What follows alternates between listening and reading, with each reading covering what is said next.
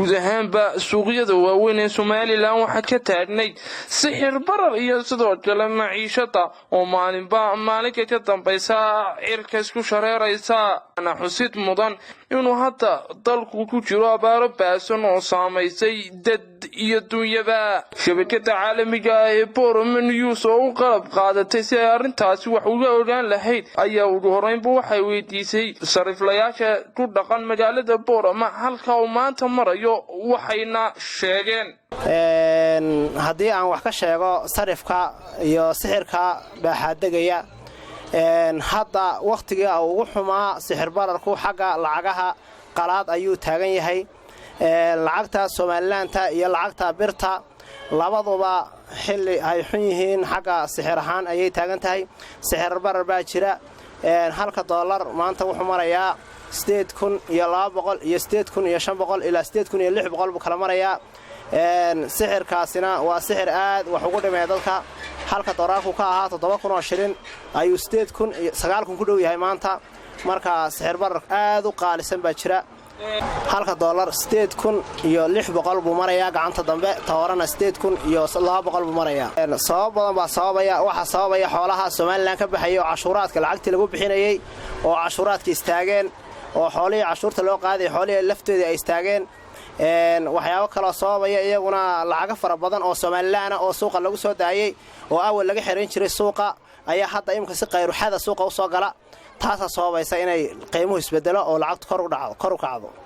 waxa ku dhacday kor u kac aad u weyn oo xagga dhaqaalaha ah taas oo ay ugu cadday sixir barar dollarka kor isku shareeray tan yar Soomaaliga wax caynkaas ma iibsan karaysa imka wallahi noloshu aad bay wadagtay waxaan fariin weyn waxaan u furayaa in magarasa kabis lagu sameeyo wasaaradda maaliyadda si magarasa dollarku u fadhiisto halkiisii hore u yimaado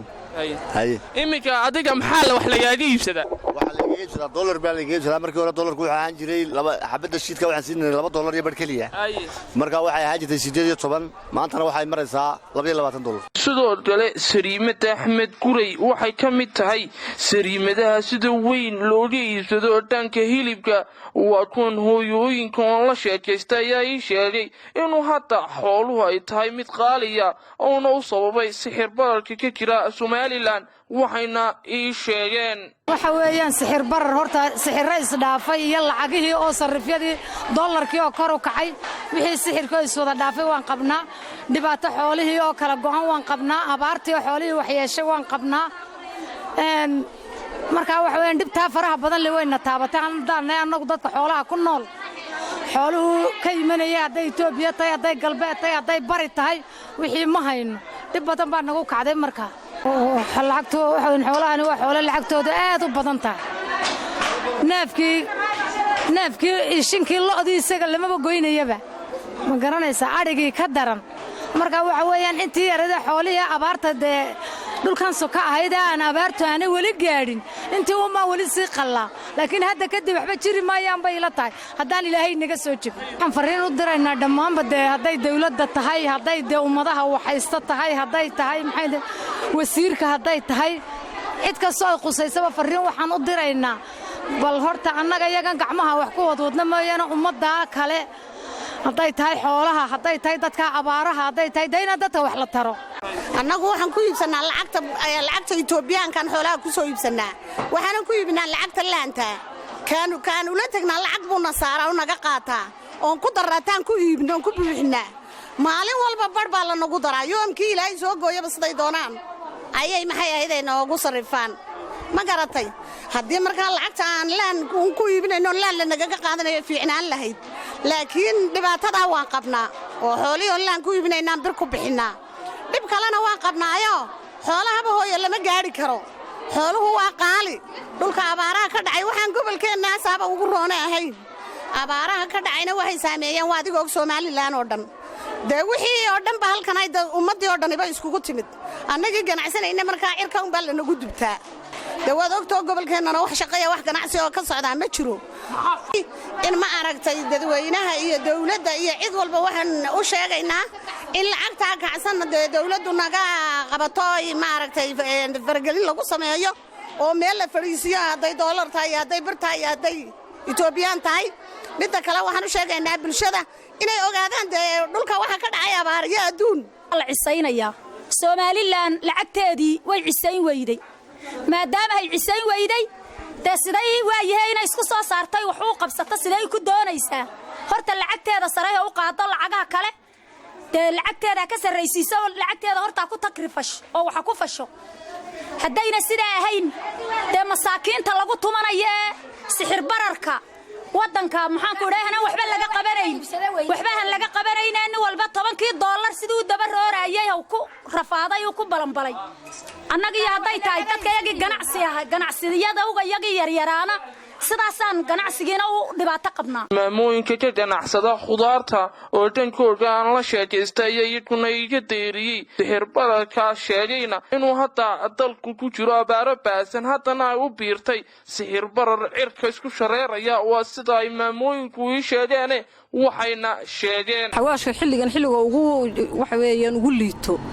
mutaqaali maaha laakiin cidii wax kala iibsanayso dadkii wuxuu ku iibsanaya ma haysto xilliga ugu liita weeyaan markaas aad buu imika dhulku wax walba uu oo xawaashka qaali maaha laakiin cidii iibsanaysaana jirin wixii shilkii lagu iibsanayaana jirin hay abaar ma la soran kara abaarta baan ee Soomaaliland ku soo noqonaysa ayaa saameysay way saameysay dadku wuxuu ku iibsanaya maxaa ugu wacan wax iibsilaanta waxa ugu wacan waa shil laanta dadkii abaarta saameysay weeyaan ganacsigu andoo cid wax u qabanayo masaakiinta banaanka jiifta ee soo qaxday dhulkoogii ka timiday ee cid wax u haysaa jirin ayuu wax u qaban lahaa cid laakiin Soomaaliland maanta dadka bilaadka damaqsanaysa oo wax u qabanayso hooyo ma jirto bismillaahir rahmaanir rahiim hooyo wuxuu noo saameeyay si aada tiyo dollarkii cirka maray oo kaashka on halkan fadhinaan ku shaqaysanaa waxba noo goynahay si aada ayuu hooyo noo saameeyay markaas inta iyada halkan fadhideed arkayso waxaan ka ganacsanaa tamaadkan basashan yar iyadu qaali bay noogu timaadaa annagiina way jaban tahay oo dadkii wax iibsanayay waxa ku qaaliyoobay maxay yeedeen dollarkii lacagtayeedii kaashkiina hoos bay u jabtay markaas sidaasan iska kadeedana way cadceedana waan fadhinaa gidaarkaana waan fadhinaa hadna ma haysano waan iska nimcaysanahay hooyo macaan sheegeen oo ganacsadayaasha oo cod dheer u diraya mas'uuliyiinta xukuumadda isla markaasina ka dalbanaya inay hadda sixir bararka hoos u dhigaan waxayna sheegeen sarifka kaashka Soomaaliland iyo doolarku wuxuu marayaa gacantii dambe 8500 8200 la bixinaya dadka la siinaya lacagaha kale birta iyo faranku isagu kulay wax isbedelo badan ma sameeyo muxuu ahaa birtu waxay maraysaa maanta ahaan $100 waa $2780 gacanta dambe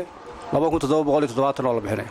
isku soo wada duubo iyadoo hadda dalku ku sugan yahay abaaro baasan ayaa waxa uu ugu biirtay sixir bararka oo maalinka ka dambaysa cirka isku sii shareeraya waa Cabdirasaaq Cumar Miicad Cabdirasaaq Qawliyo